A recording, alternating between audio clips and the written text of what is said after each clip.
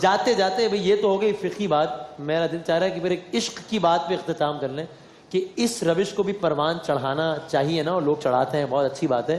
یہ چھوٹے چھوٹے بچوں کو لے کے آقا کا میلاد ہو رہا ہے، آقا کا ذکر ہو رہا ہے. بے شک وہ بچہ اس وقت عمر کے حصے میں ہے کہ اس کو نہیں ان چیزوں کا ادراک کہ کیا، لیکن یہ مکتب عشق میں ابھی سے بچوں کو اپنی گٹھی میں یا رسول اللہ پلانا چاہیے نا، تاکہ پھر معاملات بڑے صحیح ہو جائیں عقیدہ حوالے سے. کیا کہ آقا علیہ الصلوۃ والسلام کی جو محبت ہے یہ مسلمان کے لیے فرض کے درجے میں ہے. قرآن پاک میں فرمایا کہ اگر اللہ سے محبت کرنی ہے تو آقا علیہ الصلوۃ والسلام کی محبت سے اللہ کی محبت نصیب ہوگی. قل ان کنتم تحبون اللہ فاتبعونی.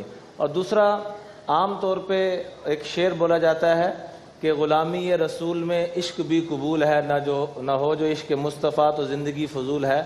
نعروں کی حد تک عام طور پہ بہت زیادہ ہماری عوام جوش خروش میں آ چکی ہے، لیکن جب آقا کی عملاً زندگی کو اپنانے کی باری ہوتی ہے تو پیچھے کر دیا جاتا ہے. یعنی نعرہ بھی بالکل ٹھیک ہے یقیناً، لیکن یہ کہ عمل بھی ہو، یعنی یہ باتیں بھی ہوں، ان کے نام پر تو ہماری نسل قربان، ہمارے ماں باپ قربان، یہ نعرے بھی ہوں اور یہ تذکرے بھی ہوں، تاکہ وہ جذبہ بنے کہ آقا کی اوپر ہی ہماری جانیں نچھاور ہے. یہ اس کے تذکرے بھی اور عملاً آقا کی سنتوں کے اوپر لانے کی پوری کوشش.